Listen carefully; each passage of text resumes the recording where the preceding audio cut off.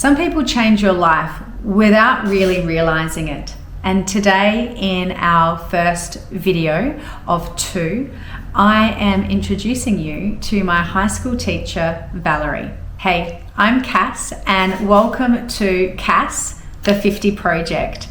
This is a project that is very close to my heart.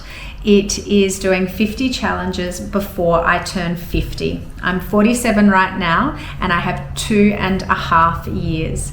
Now, the big challenge that I am going to try and do is the Ironman, and I am hoping to be able to compete in the Kona Ironman in October of 2028.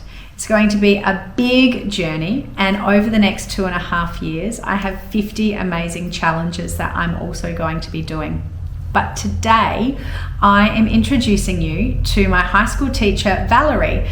She was the reason why I got into triathlons in the first place, and I found her on Facebook, and today's video is the start of the journey. So come take a look. So this morning I am going to see my high school teacher who I had for maths in year 8 all the way to year 10, Valerie Frost. Now, she was the lady who was instrumental in getting me into triathlons. She was the one that was a triathlete herself. I'm not quite sure how old she was in the mid to late 90s. I'm hazarding a guess mid 30s, and we used to fall asleep in assembly on a Monday morning because she, like me, had been up at 4:30 in the morning training, and she was so inspirational. It was the first female adult that I had ever seen who was competing, but also putting so much effort and dedication into a sport, which was what I was doing. So we really bonded and gelled as a teacher and student, and I sought her out on Facebook, as we all do, and I told her about the concept and the story, and would she be interested in chatting to me, considering that she was sort of instrumental into the triathlons, and then obviously she's part of the bigger picture and the story about the 50 Project and my travels to doing this full Ironman. So I'm on my way to see her today. I'm a little bit nervous, but I'm very, very excited, and I can't wait to have a chat with her. So I'm here with Valerie Frost, and Valerie is one of the reasons why I am doing this challenge. I don't know if you actually know we haven't really spoken about it, so I'm going to let you know, but I'm going to give you a little bit of history. So Valerie was my year 8 maths teacher, and I wasn't very good at maths at all, but you had a way of, it felt like you singled me out, but in a great way, and explained maths to me and broke it down into swimming heart rates, lengths of the swimming pool, chunking things that no one had ever explained to me. And I think having a teacher who can understand a student, and I still didn't do great in maths, but I'm better at it now as an adult, that was amazing. And I think that connection with you was unbelievable at Annesley. But then we had this other connection because you were an athlete, and I was just saying in the car when I did a bit of an intro, you were the first adult female that I actually knew that exercised. Wow. Like, my mum didn't exercise, none of my family exercised. My dad did a bit, but I suppose that was different. But you were the first female that I saw that didn't just go to work. Wasn't just a mum. You exercised, and you had this passion and drive, which was like, for me as a 13-year-old, I had exactly the same passion and drive. Yeah, we were both up early in the morning swimming. Yeah, and it was inspiring to see. So I just, that was awesome. But you also got me into triathlons because we had a triathlon club at school. Yeah. Do you remember that? I remember that I was trying to get as many girls into it as I could, even if it was teams or individual, just because I loved it too. Yeah. So you were obviously instrumental at Annesley setting up the tri club? Yeah. And I didn't have one before. Yeah.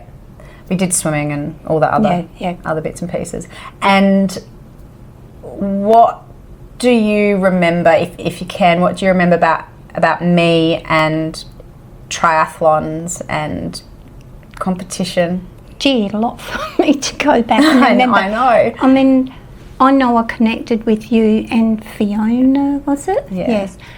Because of our background in swimming, I understood how tired you would feel about 9 o'clock in the morning when we were sitting in assembly with, everything. So, I don't know, for me, I wanted you girls to experience the highs that you get from it, the being really fit just adds so much. I think your mental health is so much better because you're getting natural endorphins, and eat chocolate too, but I just tried to get you to do the best you could, whatever that was. I think were you in the group that I'd take you training down West Lakes? Yeah. So I remember taking you down there. I think now, oh my gosh, responsibility, looking after, making sure nobody got hit by cars, because there was... No risk assessment forms, no liability. No. Now you have to do it for incursions as well as excursions. Yep. But I enjoyed it. Yeah. It was sort of just a joint thing, and you were always so passionate about it. And you gave it your everything. And I also think that, okay, maths wasn't your thing, but that doesn't mean that you're not a great person. You're not judged by how well you are in one thing. Because maths, to me, I love it. It's a thing I love. But I wanted you to excel in your whatever area was for you. And I couldn't help it. I just felt an affinity for you girls that, wanted to do the same as I did, that enjoyed what I did, and let you share and see. Triathlon is a great kind of leveller, and the community of triathlon is a bit different to football and other sports. I think it had a very healthy lifestyle. Yeah. Food didn't rub off on me, but I don't eat a lot of different foods, but I don't eat a lot either, so, but also not the drinking, not heavy drinking, so it was more about a healthy lifestyle for people. But with you, I just had fun. I remember your ups and downs personally, and I really felt for you. Yeah. And I tried to help you, navigate through that when it happened. We went running as well, didn't we, at school? We did, yeah. Yeah, fitted in lunchtime. Every go lunchtime. Around down to Pulteney and around. Yeah, it was good fun. It was good fun. And back then I think we had an hour for lunch, which we don't have now. Oh, really? No, you're lucky if you get 40 minutes. Okay. There just wasn't time. I don't know whether it was your class, probably... don't think it was. I went cycling one lunchtime and I headed down to Outer Harbour. It was great, tailwind. Then I turned around and I thought, oh God. And I think I just threw a dress over the top, because I used to train in sort of bathers or something, similar, because that's just what you did. And, I only just got in there on time. And I remember going through a sort of light that I thought was green, but it wasn't, on Green Hill Road, just before Annesley, and I thought, right, we're not doing that again because that was a bit tight. Bit tight. Bit tight for training. Yeah. Tell me when and what got you into triathlons?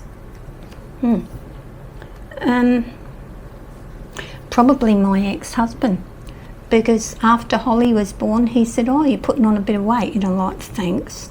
So he got me into running. And then he said, why don't you do a triathlon? And I said, okay. So I started swimming. I used to go to the aquatic centre. I could not breathe in the water then. I taught myself to do that. And then, I don't know, about a year and a bit later, I went to Clovercrest and started training there with the one below the sort of squad you were in. Oh, yes. And so, but I never really mastered butterfly or any of that crap. So because there's not a great demand for that. Not and tumble turns I'm useless at as well. But again, you don't tumble turn in a triathlon, No, so you I don't. didn't care.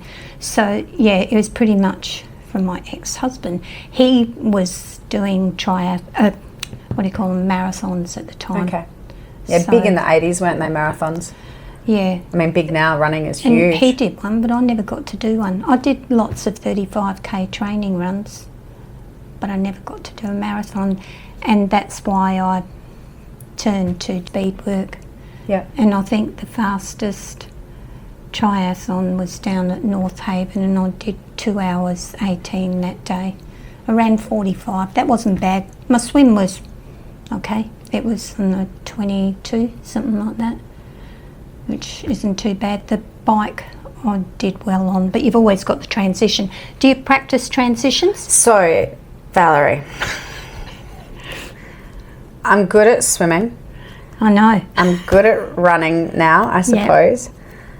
The bike's my thing. I don't know if you remember this, but one of the training sessions with Mike down at West Lakes, you guys got me to use cleats. Oh, okay. And I fell and I got concussed. Oh. And I wouldn't have noticed you were concussed. You would have found it afterwards. Do you know what? I don't even think I got very far. I think I got a metre. Right, okay. So I didn't use cleats. I had shoes with a thing over the top. Yeah. Yep. And then I reckon we did, I don't know whether you were there or whether it was part of something else, but we went down to the velodrome. Oh, yeah. And we went riding there. Same thing happened. I fell off the bike and I hit my head.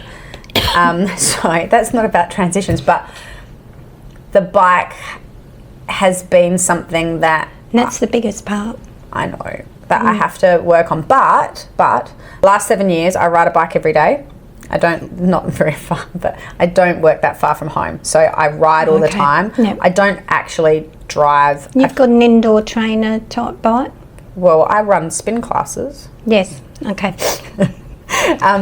So bike is probably my thing, and I've never cycled with cleats. In fact, today was the first day I was trying to use them on the spin bike, and My ex-husband had them fitted on my bike on a Saturday morning and said, "You'll be right to race the next day." And I was like, oh my God. That was Kiwin. That was twist and then yes, different. These and ones the cleats, that's what I've got out there, down then. Yeah, so that and transitions I think are probably going to be my challenge. We used to have practice sessions on transition. Yeah. And a lot of double training. Do you do double training? I've just started. Okay. I have literally, I just did my first open water swim in 33 years yesterday down at West Lakes. What's water like? Murky, normal, salty, murky. It was pretty good actually. It was beautiful yesterday. Yeah. It was really nice. So I've got 2.5 years, and I'm actually aiming to do a full Ironman. Now, so, I thought you might say that. Yeah, so 5.5k run, 180 ride, full marathon. Yeah.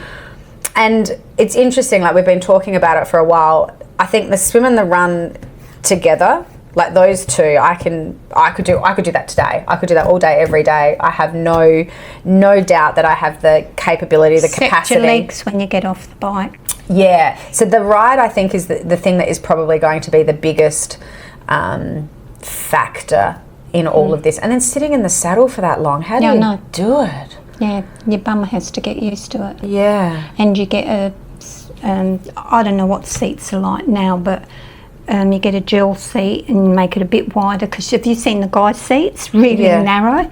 And you get a female seat, and I'm sure they've improved things now.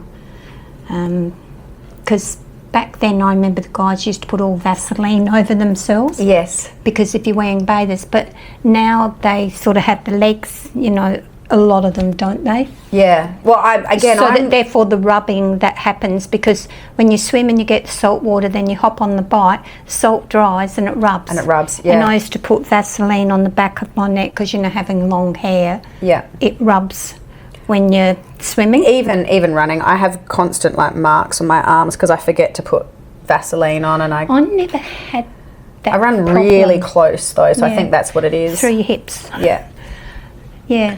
So yeah, I do remember Vaseline, and I also remember I never wore socks when I used to run because you know, with the triathlons you just slide your feet in and away you go. I didn't, but you know, if you're going to do an Ironman, and now definitely I would wear socks. I don't know whether I did when I raced when I was 60, but yeah, I don't know.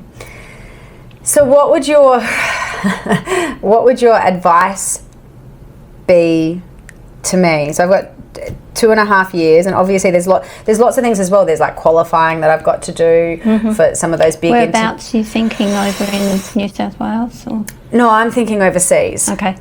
Hawaii, are we thinking? Yeah. Hotter over there, you're going to have to train for conditions and everything. Yeah. Because see, I've never trained for an Ironman, but in terms of cycling, you've got your bike has been fitted to you. Haven't even bought the bike yet. Okay. I've got a bike out there that I bought just before I started racing again, because my old one, you know, I've still got my tri-spokes that I paid $800 for each tri-spoke before I went in 94 to New Zealand, raced in the World Triathlon. It's only age group. You've only got to be in the top 10, and that was easy. That was 35 to 39 year olds. Okay. It was my worst race ever because I was pregnant with Jack. Wow, that's just how many months were you pregnant? Only 3. Still far out. Yeah, well, when I got selected, I wasn't, and then I became pregnant, and and I thought, stuff it. And they were saying, oh, you know, you shouldn't do that. I mean, with Jack, I was swimming up until 9 months pregnant. I was cycling probably, I stopped at around 7. I only went on a trainer. I raced at 6 months pregnant, but it was a half. It was a 750, 20 and 5K run. And the running I kept up till 9 months, but I had to run in the morning. So going back to your cycling, when you get your bike, Gavin Nugent I really like, but he's down this way, but you'll find somewhere. But I did a course way back, run by the leading triathlete, female triathlete in South Australia at the time, Heather Ashcroft, and she used to run 10K in around 36, 37. Oh. So her background was actually running, but we did a whole course on triathlon, just the whole thing. I learnt about breathing, you know, are you a 2-beat crossover, 4-beat, 6-beat, you know, all that stuff, whereas you probably, are you 6-beat when you, because when you used to swim, you would have been faster than 6-beat, wouldn't have you? Yeah, a little bit. Well, no, I was long distance, so I'd still probably... Yeah. See, triathlon, they say for the average swimmer, 2-beat crossover. Yep. But in the cycling, she had us all measured up with our bikes exactly where you need the seat to be. So when you do your spin classes, and everybody, I've often wondered that, you know, when you're in, how much is it adjusted? Do they know where they should adjust it to? Because if your leg goes straight down, that's no good, obviously.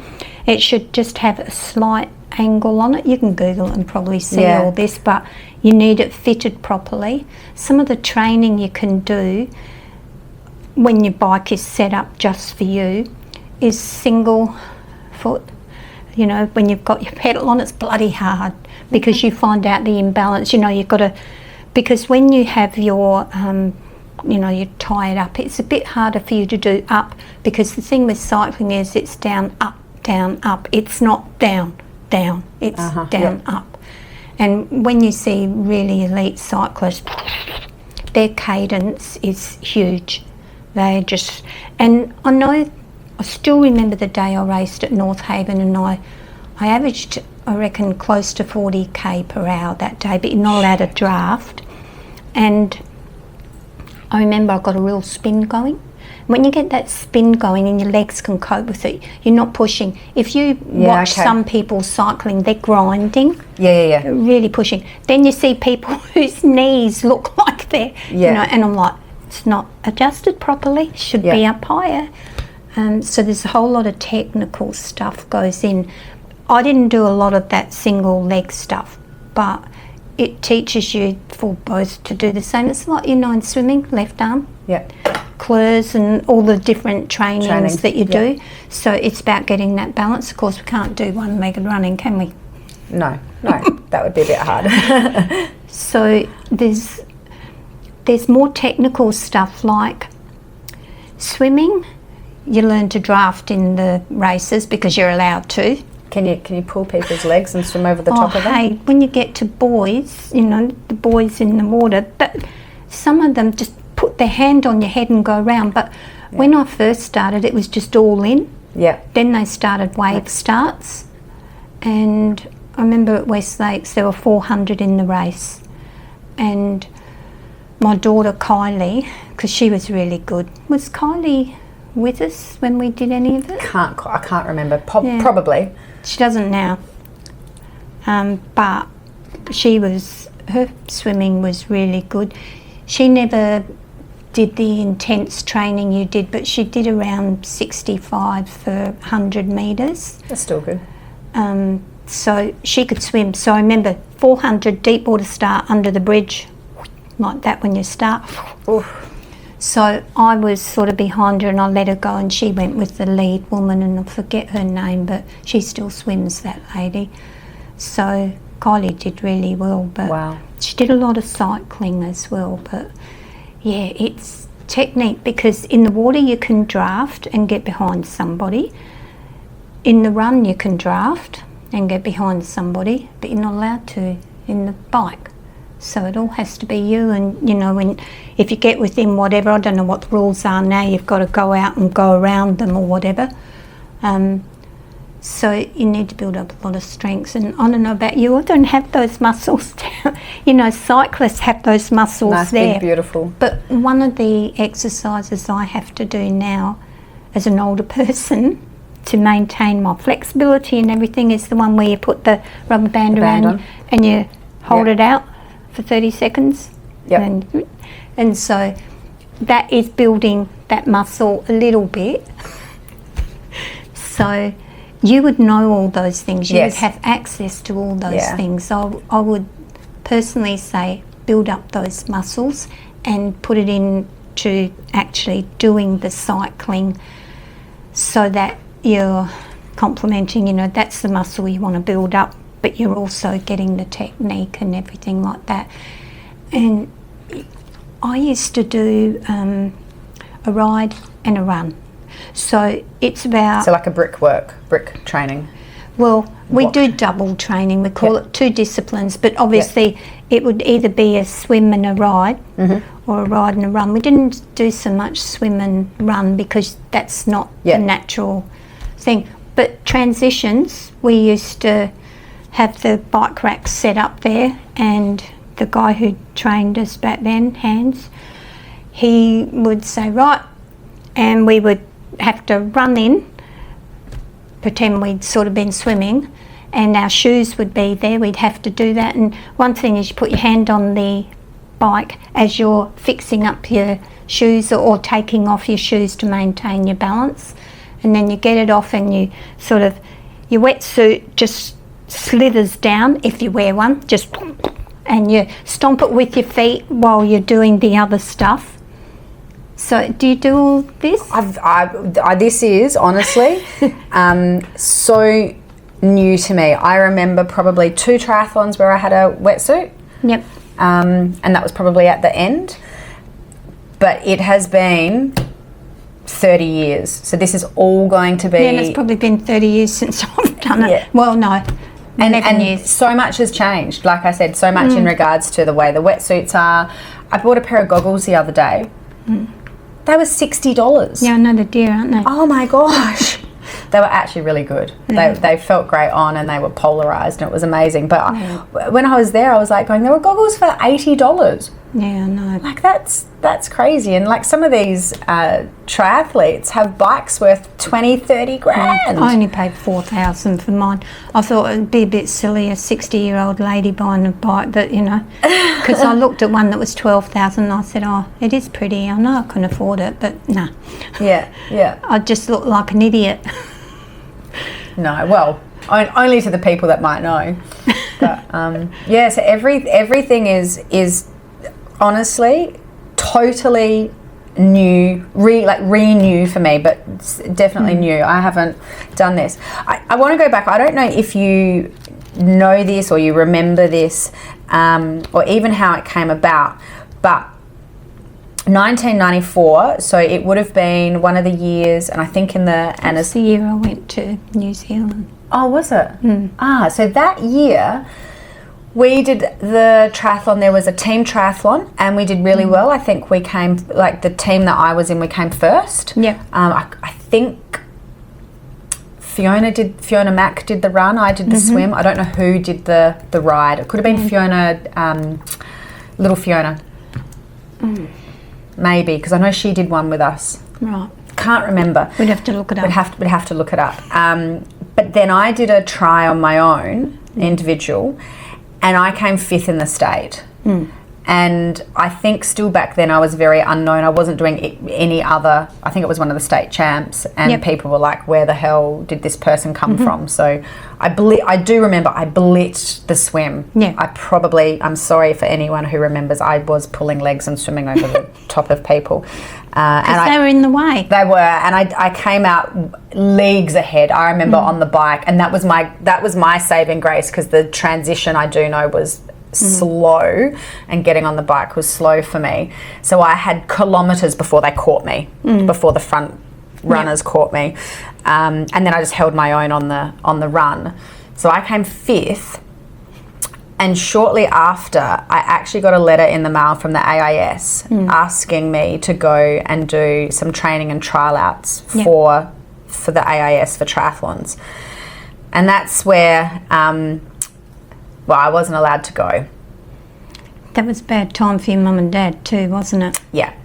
So that was right when, they were probably thinking more about themselves. Yeah. Unfortunately. So I didn't go, and I don't know if you remember, but shortly after that I quit everything. I quit swimming. It was probably a few months after. I know that you were going through hell. I know you were worried about your brother. And, there was so much happening that it was really hard to, I would talk to you, I would listen to what you were saying. I know you were worried about your mother and everything like that. And I guess, in fairness to yourself, you were doing the best you could to cope with what was happening to you at the time. Yeah. And, who knows? I just kind of believe things happen for reasons. And I mean, you've got all the background, and because in triathlon, the bit that scares most people is swimming. Most of them are not swimmers.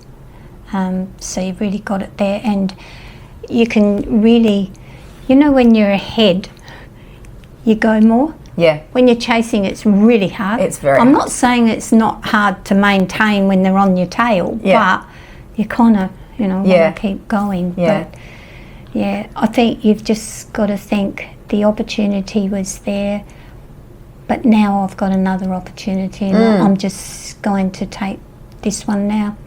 And the role modelling that you would have undoubtedly given your son and your daughter, you got to think, okay, didn't work out, now I'm doing this.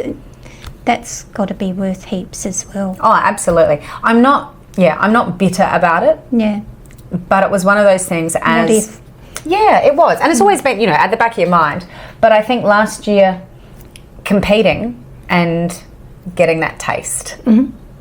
It's very become OCD about it. Yeah. So you have to make sure she keeps balance. Yeah.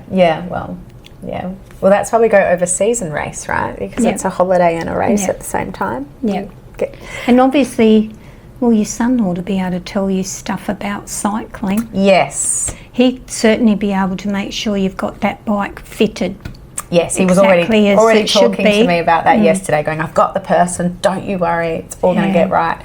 Yeah. So it, without, as much as, we all want to be, especially when we've competed, you love being at that pointy end of the competition. I am a bit of a realist as well, and I do have, again, the cycle I think is the challenging. It's the longest part as well. And you've got to have legs after. I don't know that you remember when you raced. how your legs feel like jelly. When you get off. And I haven't done it for a while, so, you know, I won't now, unfortunately. I thought I was going to be doing triathlons into my 90s, but genetically, you know, have a heart condition, and that's that. Yeah. So now I do they still tell me I'm super fit and everything. I'm like, yeah, but I don't do much, because my sister walks 6 days a week. She's 73, nearly 74. She swims 3 days a week with me, but she doesn't push herself. She does tennis twice a week. And she does netball, and she's in Div 1 on Saturdays for tennis, but she's moved down to position 4. So my sister doesn't push, whereas when I've done it, I've tried to push myself. Yeah. But, you know, you sort of, now's a good time for you to do it while your body, you know, because you sort of, I didn't know what was going to happen. Having blocked arteries was the last thing I thought. Yeah. My cholesterol was under 4 all my life, so there were no signs, except for the fact that when I was doing speed work, I was getting a funny feeling here, and I thought, what's going on? I'm going so slow. Why can't I push more? Yeah. And so the GP sent me to a cardiologist, and then I found out. And they said if I wasn't as fit as I was, I would have had a heart attack 20 years before. Wow. And I never had a heart attack. I had the surgery done because they tried stents. I've got a stent on one side, and they tried stents on the other, and after 3 months, because he said you can run again, so I did. Yeah. And I thought, something's not feeling so good now. I didn't know it was angina, that's what it was. And so I ended up having to have the double bypass. And on the second day I was up and walking around. They said, oh gosh, you're a model patient. Third day I was out of ICU, and the 5th day I was home. And I remember the physio taking me, he said, let's go for a walk, and I said, okay. And he took me up and downstairs, and I said, is this supposed to test me? So my recovery was huge. Yeah. And that was probably your fitness as well, right? Yes. They said they expected me to recover quickly. So all you can do with whatever body you've got is, you know, within reason. I've learnt limits. Yep. So be very careful about monitoring how you're feeling, and do back off. Yeah. When even now I find, like, if I do everything I do, because I'm still teaching, only one class this year, but I find probably every 4th week in 3, I feel like, oh, I've got to slow down. Do you use a watch, and what's your... I got a Garmin. Yeah, this is the Phoenix. Yep, mine too. You know how you can do your body battery? Yep. And your resting heart rate? Yes. Since I've had this surgery and I can't do what I do, my body battery has been terrible because of the sleep. I had to have my foot up on a pillow with the boot on for 3 weeks. It's very hard to sleep. So my body battery was sometimes 46% in the morning. Okay, so yeah, not a lot of recovery at all overnight. And my resting heart rate was up around 51, 52, whereas usually, even though I'm not doing the running or anything that I used to, but it's anywhere from 47, 48, somewhere around there. Because what's your resting heart rate? About the same. Yeah. Yeah, I had the other effect. So a few years ago with COVID, the jab didn't actually work very well for my heart. Oh. So I ended up waking up one morning with the alarm going off because it was like 38, and I think it got down to 32. So I went to hospital one day, and they were sitting there just watching me going, are you okay? Are you about to pass out? And I'm like, nope, I'm feeling fine, but I lie. I didn't feel great, but you know, I could have got about my day, but my heart rate was super, super low. So you don't have the COVID injections? No. So that took, it was probably 2 years of having incidents and episodes, and that's sort of like the time frame to get the stuff out of the system. So I've been fine now, but yeah, so my resting heart rate's about 47, 48. Yeah. I can just tell, I shouldn't do it, but I can tell by that. I think it's a great tool. I get obsessed by it, and I shouldn't. Yeah, it is. Look, but data is important, right? When you have data, you can work around that, and if you don't, that's potentially where you can sit there and go, well, I want to train, but if your watch is saying, look, you probably need to rest, you're highly stressed, you know that if you're not rested, you're highly stressed, your heart rate's elevated, you've got more risk for injury. Well, your son should be able to give you heaps of advice. Mind you, what is his specialty? He's a sprinter. Okay. So he's very different. So he is... not the endurance, which is what you need. Yeah, not the endurance. In fact, it was quite interesting when he went and did testing at SASI to see what sport he was aligned to. When he did the testing for the cycling, so this was back... he would have been 14 or 15, so he's 21 now. They do at schools. Yeah, so it was a school one.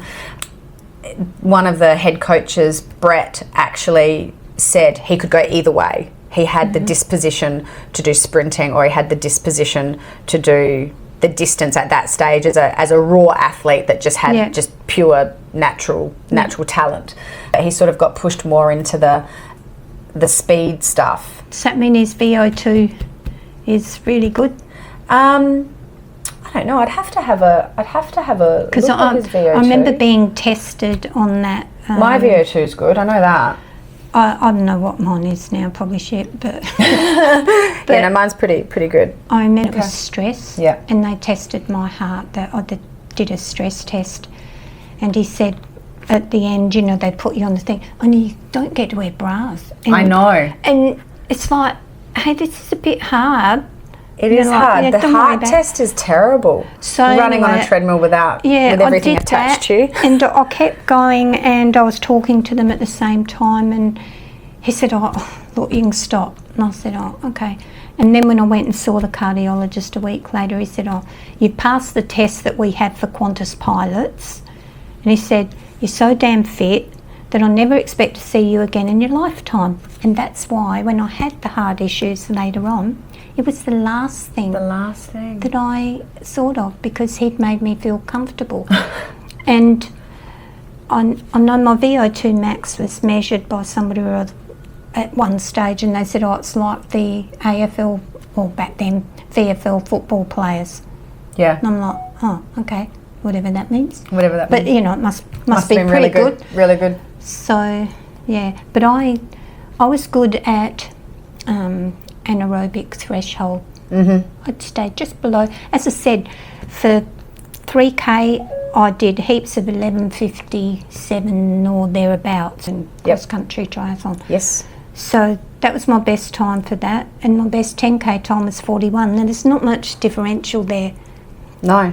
So I was very good at pushing just below. Yeah, okay. And yeah, I don't know, that's good or bad. And then the half marathon, you know, that blew out a bit because that was 1:36, but yeah. Well, I've got something to aim for now. I think anyone who goes to the gym and has a really good fitness, and I think a lot of our clients at the gym see it, that if they've been part of our run club and they've done 5 or 10K runs and they haven't run for ages, but they're going to the gym 3 to 4 times a week, they can easily do it. They just won't be happy with their time. Yep. You know, but they can do it. They've got everything behind them to do it. Yeah. It's the training that gets the time. It's the training that gets you faster, and your muscles knowing what's going on and all that sort of stuff. And doing the different sort of reading up what you're meant to do. Yeah. And quality, like I think what I worked on, balance, but quality training versus quantity. And so, I mean, I know that this is a little bit different. There's going to be quantity, but the right type of quantity. You're going to have some quantity because of what you're doing. Yes. And that's going to be huge. And I mean, for me in a half, I was doing 30K runs to run good. But for a full Ironman, I don't think you're going to be running, you know, more than marathons. More than marathon, no. To do that. No. Because you've got to think about your body. Yeah, absolutely. And just make sure. I mean, you're young enough that you can. I love that Valerie, as a 71-year-old, is saying that as a 47-year-old, I'm young enough. I think that's very. You know, the older you get, the younger you realise you were. Very true.